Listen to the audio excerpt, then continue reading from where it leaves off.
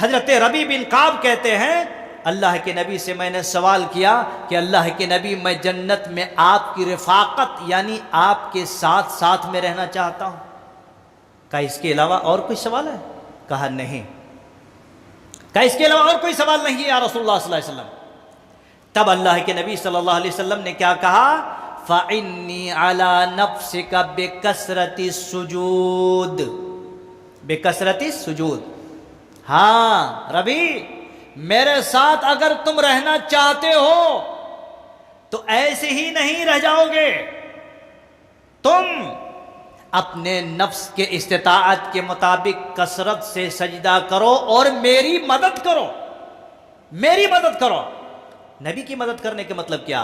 اگر تمہارے پاس زیادہ سجدے رہیں گے اللہ کے کھاتے میں تو میں اللہ سے سفارش کروں گا کہ یا اللہ میرے خاطر یہ بندے نے فرض پڑھانے کے ساتھ ساتھ بہت سارے نوافل بھی ادا کیے ہیں، اے اللہ اس کو میرے ساتھ جنت میں کھانے پینے اور چلنے پھرنے کے لیے الاٹ کر دیجئے.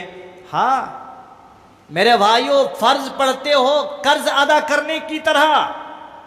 دے دیا نا بھائی، پھر کیا پوچھتے؟ ارے دے دیا تھا نا جی سنڈے کے دن، منڈے کے دن دے دیا نا جی، اب کیا مانگ رہے؟ میرے بھائیوں آج لوگوں میں بھی ایسی ہے، فرض ایک قرض بن گیا ہے، قرض کے مانند ادا کرتے جیسی ہو گئے ختم. کثرتی سجود کے مطلب کیا ہے؟ آپ فرض نماز میں زیادہ سجدے کر سکتے؟ بولو نا جی. فرض نماز میں زیادہ سجدے نہیں کر سکتے. صبح فجر سے لے کر کے عشاء تک 17 رکعت فرض نماز ہیں. آپ 18 نہیں کر سکتے، 19 20 نہیں کر سکتے.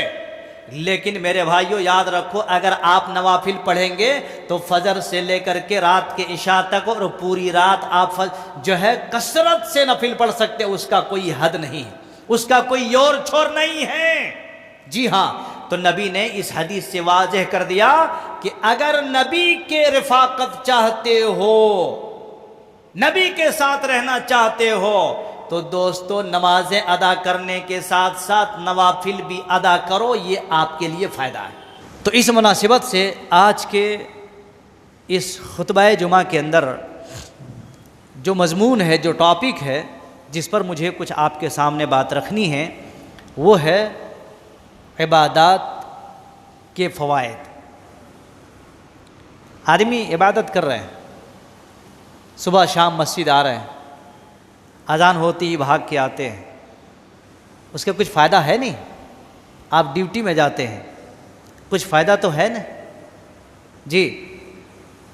آدمی کہیں رشتے ناتے میں وہاں بھی کچھ نہ کچھ لنک، کچھ نہ کچھ کنیکشن ہوتا ہے.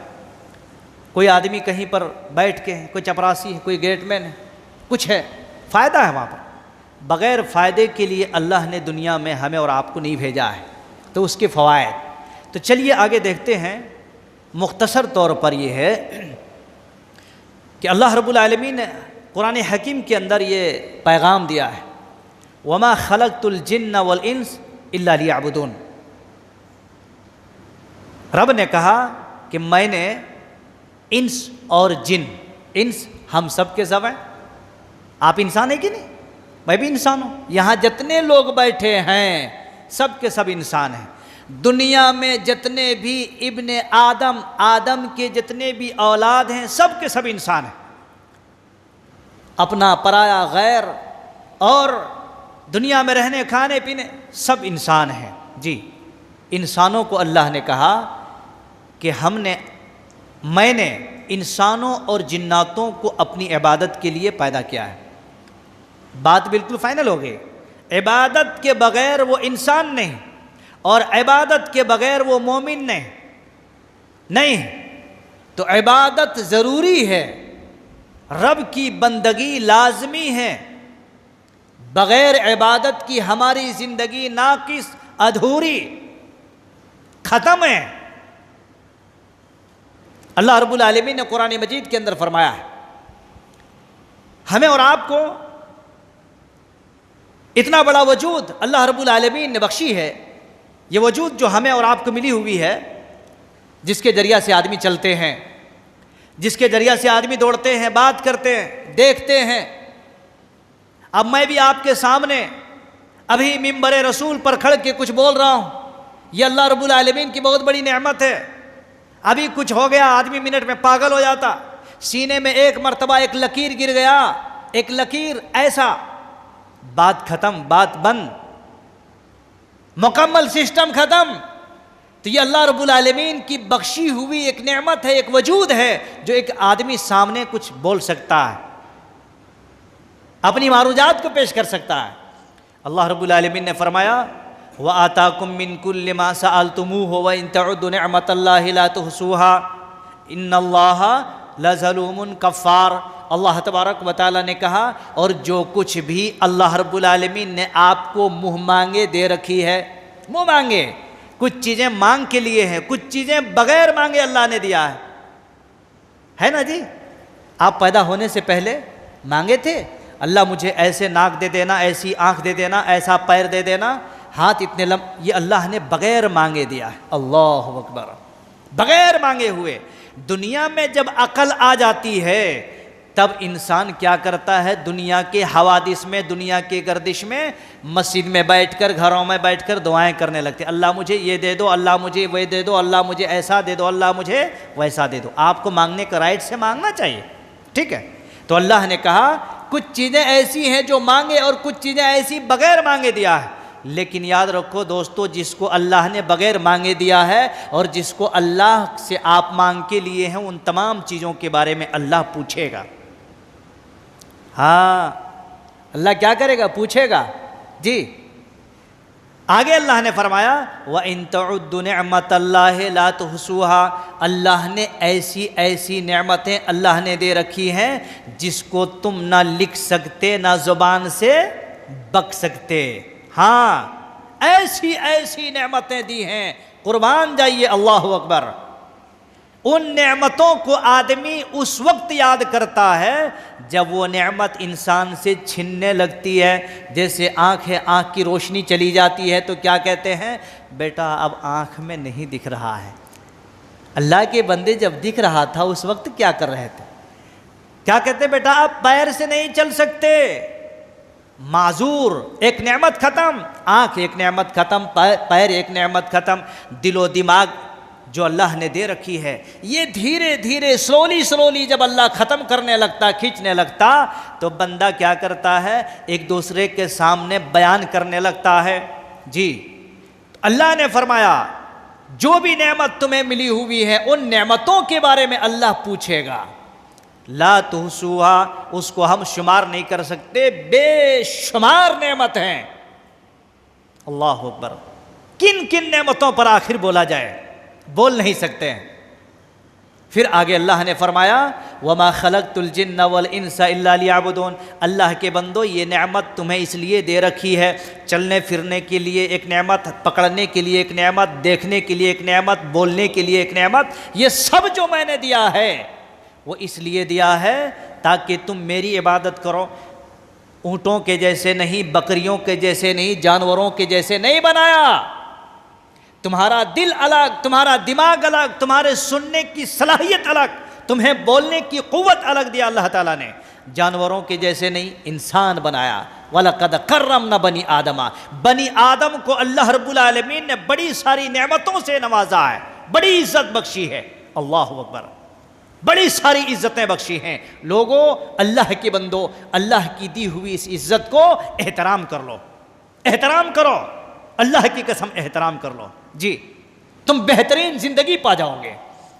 میرے بھائیوں، یہ ٹھاٹھیں مارتی ہوئی سمندر اور یہ تیز چلتی ہوئی ہوائیں، اسی طرح سے آسمان میں اڑتے ہوئے پرندے جو ان کی ڈھاریں ہیں، اور یہ برستی ہوئی بارشیں ہیں اور چلتی ہوئی ہوائیں ہیں، اور زمین سے یہ سارے فصل جو اپنے پیٹھ پر اگائے ہوئے ہیں، یہ ساری نعمتیں ہیں۔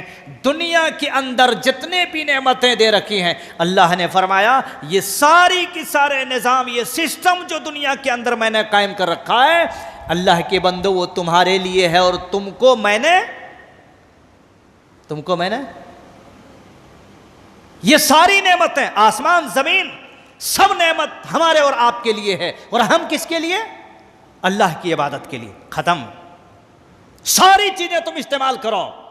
بڑے بڑے پلینوں میں تم پرواز کرو، یہ نعمت اللہ نے دیا۔ تم بہترین سے بہترین کپڑا استعمال کرو، دنیا کی بہترین پرفیوم استعمال کرو، خوشبو، یہ بھی ایک نعمت ہے۔ گھر بار، دکان مکان، تجارت، کاروبار، دنیا کی چہل پہل، یہ آسمان کے نیچے اور زمین کے اوپر سب چیز اللہ نے ہمارے اور آپ کے لیے دیا، لیکن اللہ نے ہمیں اور آپ کو اپنی عبادت کے لیے پیدا کیا۔ بس اللہ نے یہ نہیں کہا کہ سب کما کما کے مجھے دے دو، نہیں، صرف عبادت کرو میرے لیے۔ میرے اسلامی بھائیوں، لیکن اللہ رب العالمین کے یہاں اتنی ساری نعمتیں ملنے کے باوجود بھی اللہ نے کہا میری ایک نعمت کو حق ادا کرنے کے واسطے پوری زندگی وہ سجدہ میں رکوع میں رہ کر کے حق ادا کرنا چاہیں میری ایک نعمت کا، تو بھی پوری زندگی میں وہ اپنی میری نعمت کا حق ادا نہیں کر سکتا۔ اللہ اکبر۔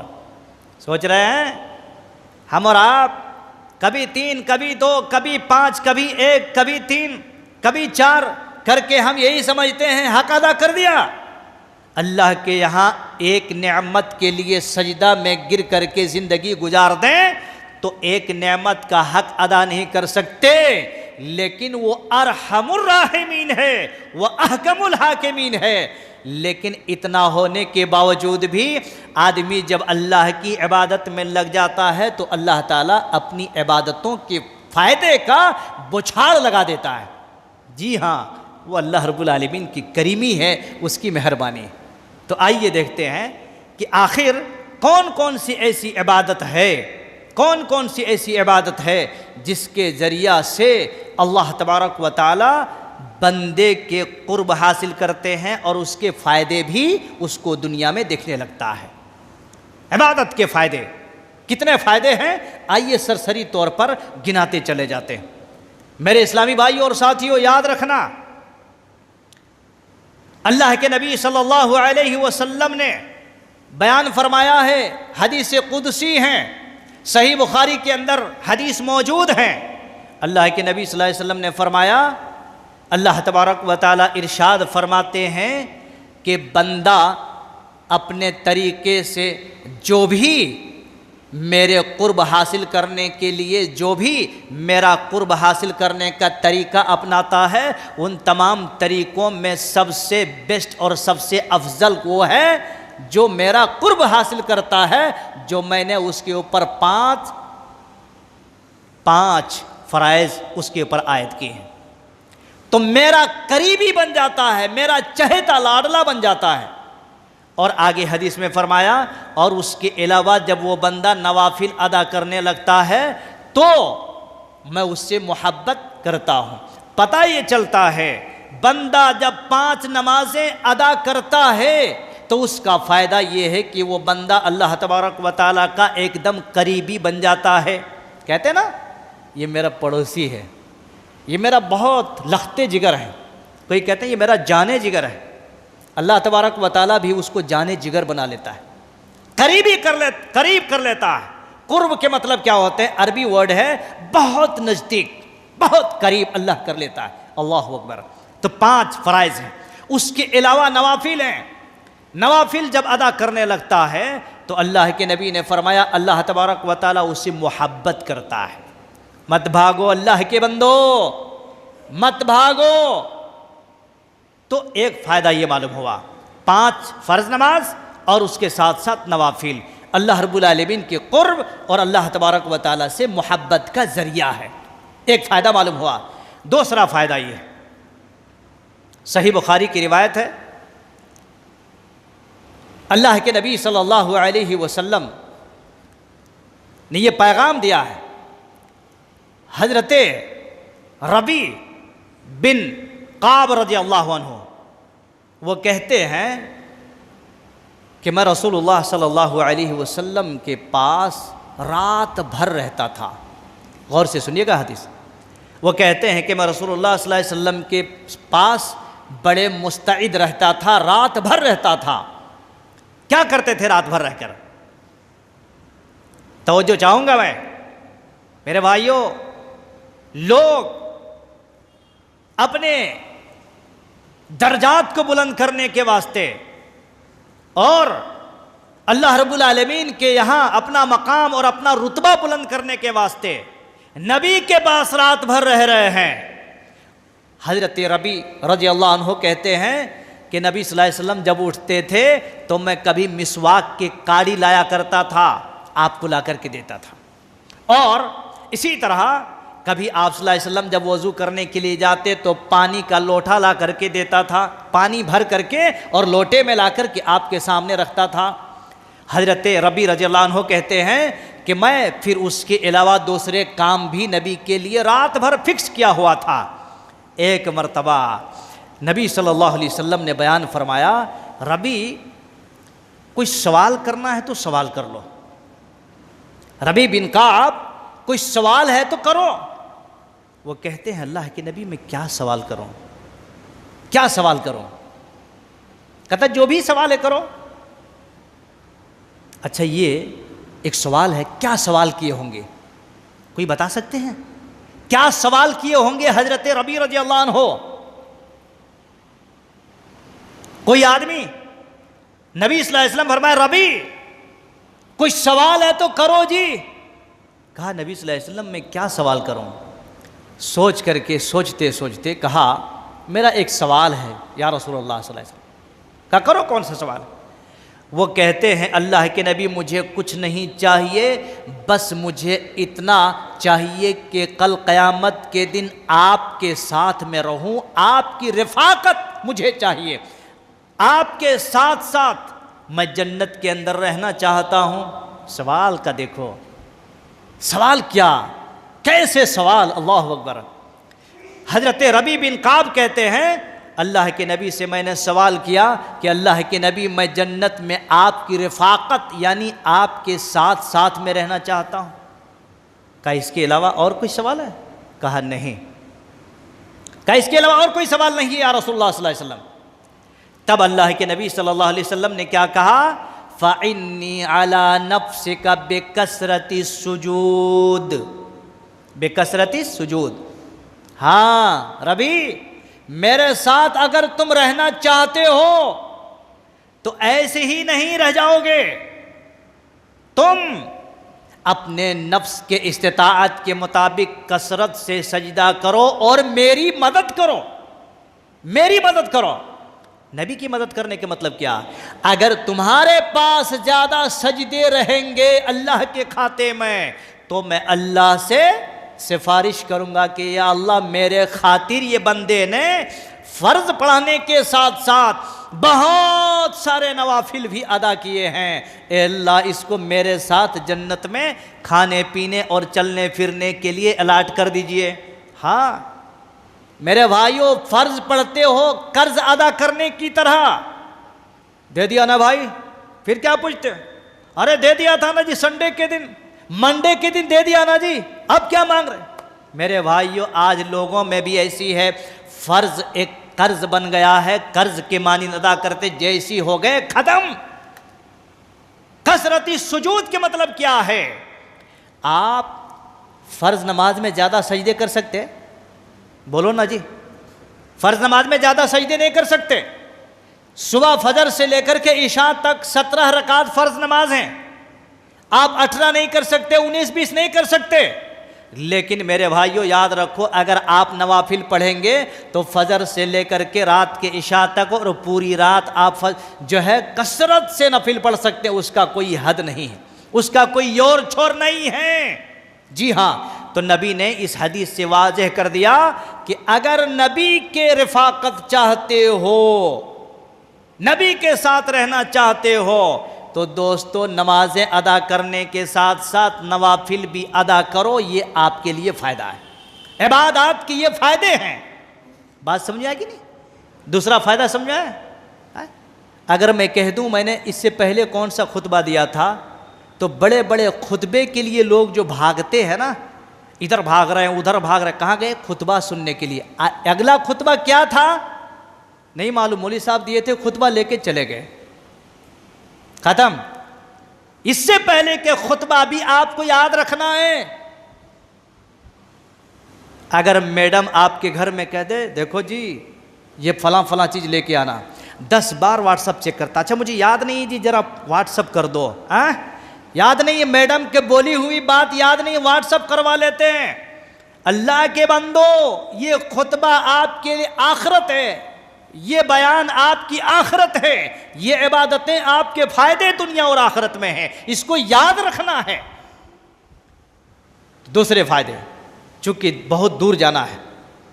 تیسرا فائدہ، اللہ کے نبی صلی اللہ علیہ وسلم نے یہ پیغام دیا ہے کہ عبادت کے ذریعہ سے بندے کے درجات اللہ تبارک و تعالیٰ بلند کرتا ہے۔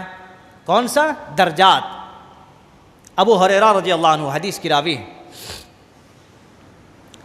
اللہ کے نبی صلی اللہ علیہ وسلم نے بیان فرمایا ہے، صحیح مسلم کی روایت ہے، اللہ کے نبی صلی اللہ علیہ وسلم کہتے ہیں کہ درجات بلند اس وقت ہوتا ہے جب آدمی کیا کرتا؟ اسباغ الوضوء علی المکارہ۔ یہ بات اچھی طرح سے سن لیجئے، اسباغ الوضوء علی المکارہ۔ عبادت کے تیسرے فائدے یہ ہیں کہ جب آدمی کو دل نہیں چاہتا ہے، مشقت کے ساتھ، پریشانی کے ساتھ ہیں، لیکن پھر بھی آدمی کیا کرتا ہے؟ مکمل وضو کرتا ہے، ہاتھ پیر منہ پورا مکمل طور سے دھوتا ہے، تو اللہ تبارک و تعالیٰ اس کے درجات کو بلند کرتا ہے۔ جی، اور دوسری چیز اللہ کے نبی صلی اللہ علیہ وسلم نے فرمایا وَقَسْرَةُ الْخُطَىٰ عَلَى الْمَسَاجِدِ، اور آدمی کیا کرتا ہے؟ کثرت سے مسجد کی طرف چلتا ہے، کثرت سے مسجد کی طرف آتا ہے۔ ابھی فجر ہو گئے، پھر ظہر کے لیے آئے، پھر ظہر ہو گئے، عصر کے لیے آئے، پھر عصر کی نماز ہو گئی، پھر مغرب کے لیے آئے، پھر عشاء کے لیے آئے، ضرورت پڑے تو رات میں بھی آ گئے اور نوافل کے لیے آ گئے، اشراق کے لیے مسجد کی طرف آ گئے، تبھی تو ہوگا نا جی۔ کثرت سے چلنے کا مقصد یہ ہے اور مطلب یہ ہے کہ آدمی کثرت سے مسجد کی طرف آئے، چلتے ہوئے گاڑیوں کے ذریعہ سے، کسی بھی ذریعہ سے مسجد کی طرف آئے۔ تو دوسرا فائدہ یہ ہے، درجات کو بلندی کے لیے اللہ کے نبی نے فرمایا جب کثرت سے مسجد کی طرف آتے ہیں تو اللہ اس کے درجات کو بلند کرتا ہے۔ اور تیسری چیز اللہ کے نبی صلی اللہ علیہ وسلم فرمایا وَإِنْتِظَارُ الصَّلَاةِ بَعْدَ الصَّلَاةِ، اور ایک نماز کے بعد دوسرے نماز کے لیے کیا کرتے ہیں؟ انتظار کرتے ہیں۔ اب جیسے ابھی جمعے کی نماز ہو جاتی اور اس کے بعد عصر کا انتظار کرنے لگے، یا عصر کی نماز ہو گئی پھر مغرب کی نماز کے لیے انتظار کرنے لگے، تو گویا کہ اللہ کے نبی صلی اللہ علیہ وسلم نے فرمایا جب اس طرح سے کثرت کے ساتھ مسجد کی طرف آتے ہیں، نہ چاہتے ہوئے بھی، مشکلات میں بھی، مشقت میں بھی وضو کرتے ہیں اور ایک نماز کے بعد دوسری نماز کے لیے انتظار کرتے ہیں، تو اللہ تبارک و تعالیٰ اس کے ذریعہ سے اس کے درجات کو بلند کرتا ہے، اس کے درجات کو بلند کرتا ہے۔ تو یہ بھی عبادت کے فائدے ہیں کہ جب آدمی کثرت سے مسجد کی طرف آتا تو اللہ رب العالمین آخرت کے دن اس کے درجات کو، اس کے رتبہ کو بلند کرتا ہے۔ جی ہاں، اور پھر چوتھا فائدہ اللہ رب العالمین نے قرآن حکیم کے اندر یہ پیغام دیا ہے ان الحسنات یذہبن السیئات ذالک ذکریٰ للذاکرین۔ قرآن مجید کے اندر اللہ تبارک و تعالیٰ نے کہا جب آدمی بہت زیادہ نیکیاں کرنے لگتا ہے، بہت زیادہ نیکیاں کرنے لگتا ہے تو یہ نیکیاں گناہوں کو کیا کرتے ہیں؟ مٹا دیتے ہیں۔ جی، نیکیاں گناہوں کو مٹا دیتی ہے۔ اللہ اکبر، کرو اللہ کے بندو، نیکیاں کرو، نیکیاں کما لو، عبادت کے ذریعہ سے اس کے فائدے دنیا اور آخرت کے اندر اپنے کھاتے میں، اپنی گریبان میں بسا لو۔ ان الحسنات یذہبن السیئات، اور اللہ نے کہا یہ نصیحت ہے ان لوگوں کے لیے جو نصیحت کو پکڑتے ہیں، نصیحت کو اپنے دل میں تھامتے ہیں، ان لوگوں کے لیے نصیحت ہے، سب کے لیے نصیحت نہیں۔ پتہ کیا چلا؟ عبادت کے ذریعہ سے اور نیکیوں کے ذریعہ سے اللہ تبارک و تعالیٰ بڑے بڑے گناہوں کو مٹا دیتا ہے۔ ابھی دیکھو آپ، کوئی آئرن ہے، پانی میں رکھ دو یا رکھتے رکھتے اس میں رسٹ آ جاتے ہیں، زنگ لگ جاتے ہیں، تو اس کو گرم کیا جاتا ہے، گرم کرنے کے بعد اس کے زنگ ختم ہو جاتے ہیں۔ ایسی ہی عبادتوں کے ذریعہ سے، نیکیوں کے ذریعہ سے آپ اپنی زندگی میں پہلے بہت سارے گناہ کر چکے ہیں، اس کو خریدنے کی ضرورت نہیں۔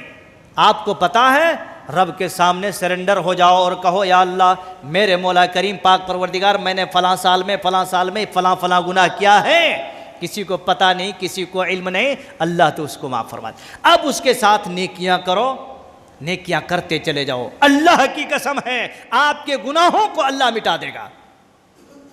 تو اس کا فائدہ یہ، اور حدیث صحیح مسلم کی روایت میں اللہ کے نبی صلی اللہ علیہ وسلم نے بیان فرمایا ہے، ایک نماز دوسرے نماز تک کے گناہوں کو اللہ مٹا دیتا ہے۔ یہ جمعہ ہے کہ نہیں؟ پھر آئندہ جمعہ تک، یعنی اس سے پہلے جمعہ جو لوگ آئے تھے نا آپ لوگ، پھر یہ جمعہ ہے، تو اس سے پہلے جو گزر گیا اور آج تک کے جتنے بھی آپ کے چھوٹے چھوٹے گناہ ہیں، اب آج بھی جمعہ میں آ گئے، سب گناہ معاف۔ بیچ میں چھوٹے چھوٹے گناہ جی، لیکن کب ہوگا گناہ معاف؟ کب ہوگا؟ جب آپ جمعے کی قدر کریں گے، تب جمعے کے دن کی قدر کریں گے تب۔ میرے بھائیو، شہر قطو گڑم کے لوگ جمعہ کی ناقدری کرتے ہیں، اسی لیے آپ کی دعائیں اللہ رب العالمین قبول نہیں کر رہا ہے۔ اللہ کی قسم جمعہ کی ناقدری کر رہا ہے۔ سوچو، ڈرو اللہ سے، جمعے کے دن کی ناقدری ہے۔ گھروں سے لیٹ سے نکلنا، گھروں سے دیر سے نکلنا، سارے کام کاج کر کے جمعہ کے دن اپنے اوپر دوسرے کام کرنا حرام کر لو، تبھی جا کر کے آپ کو ثواب ملے گا، ورنہ نہیں۔ کیا سمجھتے ہو آپ؟ بس آ کر کے مل گئے، السلام علیکم، دعا خیریت کیفیت، ختم۔ اللہ کے بندو، آپ اگر اکیلے مسجد میں آ کے بیٹھ جائیں گے اور خطبہ شروع ہو گیا تو وہ فضیلت آپ کو ملنے والی ہے، چھوڑو ہزاروں اور بازاروں کا کام۔ بات سمجھ آئی نہیں آئی؟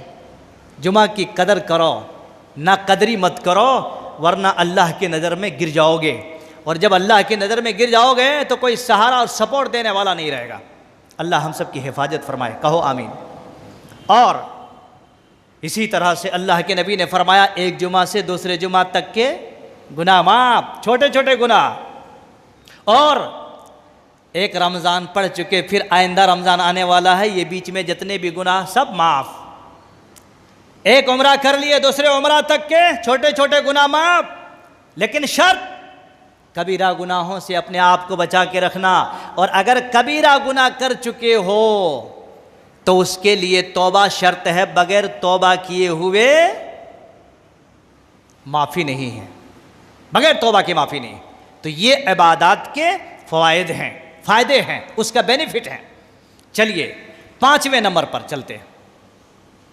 5ویں نمبر پر، آدمی جب عبادت کرتا ہے تو اس کے فائدے کے بارے میں اللہ کے نبی صلی اللہ علیہ وسلم نے بیان فرمایا ہے۔ یہ پوائنٹ اپنے سینے میں لکھ کر کے جاؤ دوستو۔ اللہ کے نبی صلی اللہ علیہ وسلم نے فرمایا اس کا بہت بڑا فائدہ ہے، اتنا بڑا فائدہ ہے، اللہ اکبر۔ جو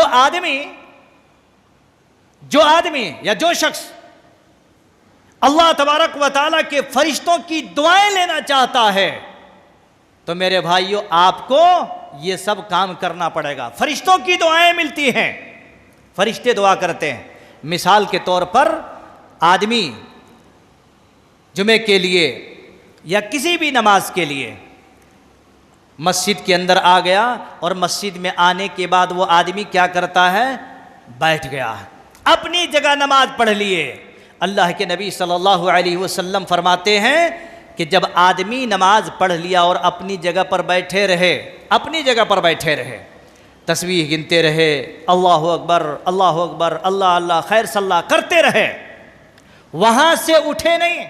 آج کل کے نوجوانوں کا حال تو بڑا برا ہے، بوڑھوں سے بھی زیادہ نوجوانوں کا حال برا ہے۔ کیوں؟ ابھی سلام پھیرتے ہی جا کے ادھر کرسی بیٹھ گئے، ادھر کرسی بیٹھ گئے، تو باہر بیٹھ گئے۔ یہ آپ کے لیے خطرہ ہے۔ کیا ہے؟ خطرہ ہے دوستو۔ آئیے میں حدیث بتاؤں، رسول اللہ صلی اللہ علیہ وسلم نے بیان کیا ہے کہ جب آدمی اپنی جگہ پر نماز پڑھ کر کے بیٹھے رہتا، ہلتا نہیں، اسی ایریے میں جس ایریے میں وہ نماز پڑھا ہے، تو اللہ تبارک و تعالیٰ ایک فرشتہ لگا دیتا ہے۔ وہ فرشتہ کیا کرتا ہے؟ اللہم اغفر لہ، اے اللہ اس کو بخشش فرما دے۔ فائدہ دیکھو، جب کہ جب بینیفٹ، فائدہ، اللہ اکبر۔ فرشتہ کہتا ہے اللہم اغفر لہ، اے اللہ اس بندے کو معاف فرما دے۔ کب تک؟ اگر ظہر نماز ہو گئی ابھی جمعے کی نماز اور آپ عصر تک بیٹھے رہیں یہاں پر تو فرشتہ آپ کے لیے یہ دعائیں کرتے رہیں گے آپ تھک جاؤ گے لیکن فرشتہ تھکے گا نہیں، تھکے گا فرشتہ۔ ایک تو یہ دعا دیتے ہیں۔ دوسری دعا کیا ہے؟ اللہم ارحمہ، اے اللہ رب العالمین اس کے اوپر رحمت نازل فرما۔ اللہ رب العالمین سے ریکویسٹ کرتا فرشتہ، ہلتا نہیں، وہیں پر نماز پڑھ کے بیٹھا، وہیں پر ذکر کرتے رہا۔ میرے بھائیو کبھی بھی یاد رکھ لو، مسجد میں جب آتے ہو نا تو سارا دوست ناتے اس کو چھوڑو، اللہ تبارک و تعالیٰ کے گھر میں بیٹھ کر کے تھوڑا وقت دے دو، تھوڑا وقت دے دو۔ ہوگا کیا؟ اس کا فائدہ یہ ہے کہ فرشتوں کی دعائیں آپ کو ملیں گی۔ یہ تو دو دعا دے دیے، اے اللہ اس پر مغفرت فرما، اے اللہ اس پر رحمت نازل فرما، فرشتے اس کے لیے فکس ہو جاتے، یہ فائدہ ہے آپ کے لیے عبادت کے۔ اور یہی نہیں، بات یہی ختم نہیں ہو جاتی ہے، اللہ رب العالمین نے قرآن مجید کے اندر یہ ذکر فرمایا ہے۔ قرآن مجید کے اندر اللہ تبارک و تعالیٰ نے یہ ذکر فرمایا کہ جو اللہ تبارک و تعالیٰ کا عرش ہے نا، عرش جانتے ہیں نا، اللہ رب العالمین کا عرش، فرشتے تھامے ہوئے ہیں، فرشتے تھامے ہوئے ہیں۔ اللہ رب العالمین نے فرمایا، وہ فرشتے کہتے ہیں فاغفر للذین آمنوا تابوا، وہ فرشتے دیکھو جو اللہ کے عرش تھامے ہوئے ہیں، وہ فرشتے کہتے ہیں اے اللہ ان لوگوں کو بخش دے جو ایمان لائے ہیں اور جو توبہ کر رہے ہیں۔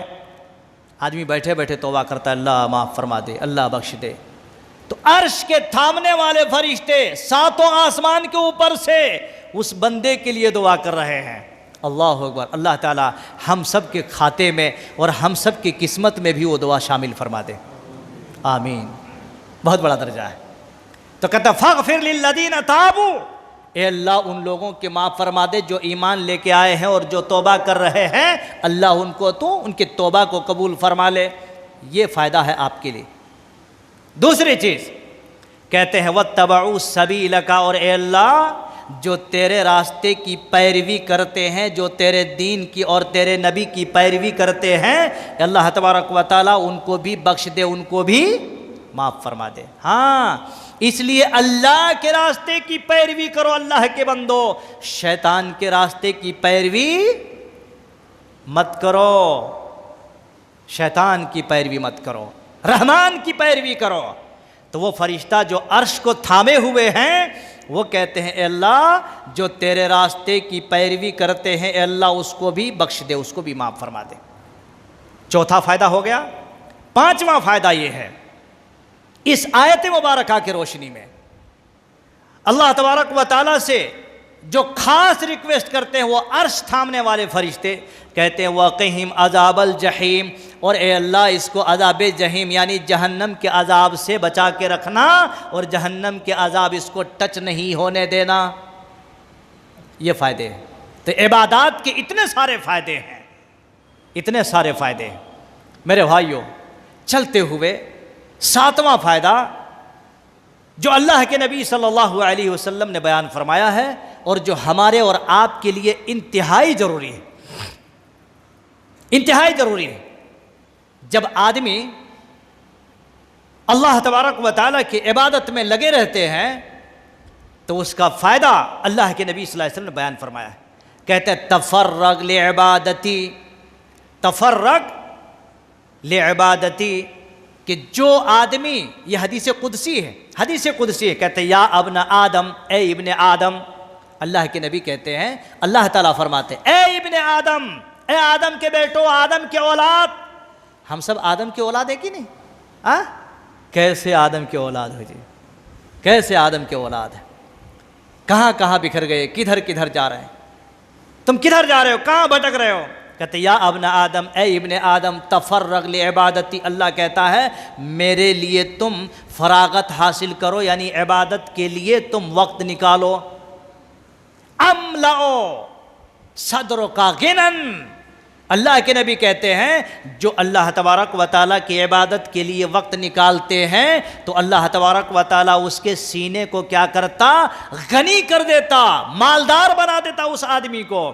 مالدار بننے کے لیے آدمی رات دن ایک کر دیتا، لیکن جو اللہ نے قلم چلا دیا ہے اس سے آگے نہیں بڑھ سکتے۔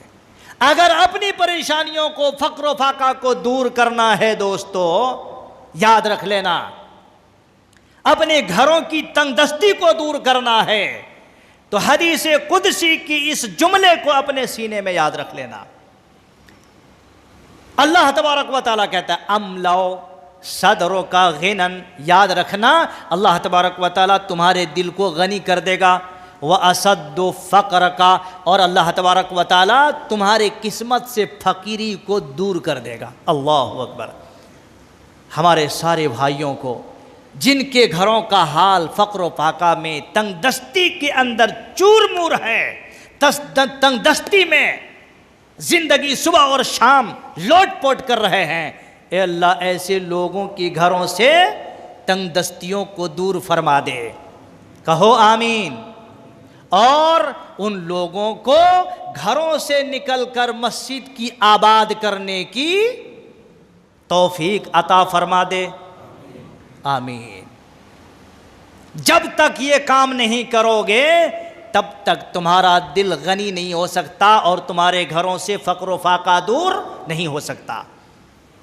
یہ چھٹواں فائدہ ہے۔ ساتواں فائدہ یہ ہے، اللہ تبارک و تعالیٰ نے قرآن حکیم کے اندر یہ پیغام دیا ہے دوستو کہ اگر کوئی آدمی جہنم سے بچنا چاہتا ہے، دوزخ کے آگ سے بچنا چاہتا ہے، تو رب العالمین نے کہا یا ایھا الناس اعبدوا ربکم الذی خلقکم والذین من قبلکم لعلکم تتقون، اے اللہ کے بندو تم اس اللہ کی عبادت کرو اور تاکہ تم جہنم کی آگ سے بچ جاؤ۔ سیدھے سیدھے اس آیت میں اللہ نے بیان فرمایا، عبادت کا فائدہ بتا دیا، تم عبادت کرو گے تو اس کا فائدہ یہ ہے کہ تم جہنم کی آگ سے بچ جاؤ گے، اگر عبادت نہیں کرو گے تو جہنم کی آگ سے بچنا مشکل ہے، یہ فائدہ ہے اس کا۔ اور ایسی ہی اللہ تبارک و تعالیٰ کے یہاں اور اللہ کے نزدیک اللہ کے نبی صلی اللہ علیہ وسلم جب بھی کوئی مشکل، جب بھی کوئی پریشانی آپ کے پاس آتی تھی تو حضرت بلال رضی اللہ عنہ کو حکم دیا کرتے تھے کہ اے بلال کہو آذان، اور اللہ کے نبی سجدے میں گر جاتے تھے۔ سجدہ کیا کرتے تھے؟ آج آدمی کے گھروں میں لوگ مر بھی جائیں پریشانی نہیں، مر بھی جائیں تو بھی مسجد میں نہیں آتے، مسجد میں اس وقت آتے جب مردہ کو لے کے آتے، تو گویا کہ اس مردے کے ساتھ یہ بھی مردہ ساتھ میں آ جاتے، وہ البتہ ڈولے پہ ہوتے ہیں، یہ چولے پہ ہوتے ہیں، چلتے ہوئے آتے ہیں۔ میرے بھائیو، اللہ کے بندو، ہمیں اور آپ کو یہ پیغام دے رہا ہے ہمارے نبی محمد رسول اللہ صلی اللہ علیہ وسلم کہ جب بھی آپ کو کوئی پریشانی آتی تھی، کوئی مشکلات درپیش ہوا کرتی تھی، تو اللہ کے نبی حضرت بلال رضی اللہ عنہ کو حکم دیتے کہو آذان، چلو نماز پڑھیں گے۔ نماز کے ذریعہ سے ساری پریشانیاں دور ہیں، نماز چھوڑو گے، عبادت چھوڑو گے تو رب کی قسم تمہیں آسمان کے نیچے کہیں جگہ نہیں ملے گی۔ تو گویا کہ اس طرح سے بے شمار فوائد ہیں، اس کے عبادات کے بے شمار فوائد ہیں۔ لہذا میرے بھائیوں، میرے نوجوانوں، اللہ کے بندوں، میرے بھائیوں اور ساتھیوں، اگر ہم اور آپ چاہتے ہیں سرخ روئی مل جائے، دنیا کے اندر سکون مل جائے، دنیا کے اندر اطمینان اور راحت مل جائے، تو یاد رکھنا عبادت کے فائدے آپ کو اس وقت نصیب ہو سکتے جب آپ اللہ کے ان احکامات کے مطابق عمل کرو گے، تب ورنہ میرے بھائیوں کبھی چھوڑے، کبھی آئے، کبھی کچھ، اللہ رب العالمین تمہیں تمہارے دلوں سے وہ خوف نکال کے ختم کر دے گا اور تمہاری زندگی کو تنگ کر دے گا، تمہیں دنیا کے مشاغل میں، دنیا کے مصروفیات میں اللہ بزی کر دے گا اور تمہاری زندگی کو اللہ رب العالمین دو چار کر کے رکھ دے گا۔ اس لیے ہم مسلمانوں کو چاہیے، ہم بھائیوں کو چاہیے کہ اگر ہم زندگی کے اندر راحت و اطمینان چاہتے ہیں، قلبی سکون چاہتے ہیں، گھر ہمارا اطمینان ہو، بچے ہمارے اطمینان ہو، ہماری زندگی میں بہت بڑی بڑی بیماریوں سے اگر نجات حاصل ہو اور ہماری زندگی چین اور سکون کی زندگی ہو تو اللہ تبارک و تعالیٰ کے ان فارمولے کے مطابق اور نبی کے اسوے کے مطابق آپ کو چلنا پڑے گا، ورنہ دوستو یاد رکھ لینا پھر ہماری زندگی ورنہ پھر درہم برہم ہو جائے گی۔ پھر جب تم چلاؤ گے اللہ رب العالمین کو یاد کرو گے، اس وقت اللہ رب العالمین سننے کا نہیں۔ جی ہاں، آدمی جب پریشان ہوتا ہے اس وقت اللہ کو یاد کرتا ہے، خوشحالی میں، آرام میں، اور جب راحت کی زندگی ہوتی تو کہاں سب بھول جاتے، سب بھول جاتے۔ میرے بھائیوں، اس لیے پتہ چلتا ہے یہ سارے دلائل سے اور ساری باتوں سے کہ ہم اور آپ کو چاہیے کہ عبادت کے جو فوائد ہیں اس کو اپنی زندگی میں عملی طور پر پریکٹیکل جب تک نہیں کرو گے تب تک وہ حاصل ہونے والی نہیں ہے۔ یہ سارے التجائیں ہیں، سارے فرمودات ہیں، سارے ارشادات ہیں، اور ان چیزوں کو ہم اگر اپنی زندگی میں لاگو کریں گے انشاءاللہ تعالی تو یاد رکھیے آپ بھی، آپ کے بچے بھی، آپ کے خاندان اور آپ کے گھر، آپ کی بستی، آپ کا شہر ماشاءاللہ مالا مال ہو جائیں گے، اور اسی طرح سے خوشحال، فارغ البال، اور آپ ہرا بھرا رہیں گے۔ بس یہی التجا ہے، یہی دعا ہے کہ آئیے ہم سب مل کے دعا کرتے ہیں کہ اللہ تبارک و تعالی جو بھی باتیں کہی گئی ہیں رب ذوالجلال والاکرام مولا کریم پاک پروردگار ہمیں کہنے سے زیادہ اور آپ تمام بھائیوں کو سننے سے زیادہ ان باتوں کے اوپر عمل کرنے کی توفیق نصیب عطا فرما۔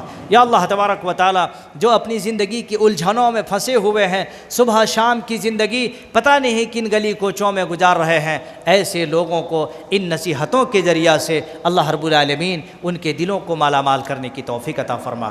رب ذوالجلال والاکرام ہم سب کو رسول اللہ صلی اللہ علیہ وسلم کے طریقے کی پیروی کرنے کی توفیق عطا فرما۔ یا اللہ جو بیمار ہیں اور اسی طریقے سے اپنی بیماریوں میں کرہ رہے ہیں، ایسے لوگوں کو بیماری سے شفائے کاملہ عاجلہ مستمرہ نصیب عطا فرما۔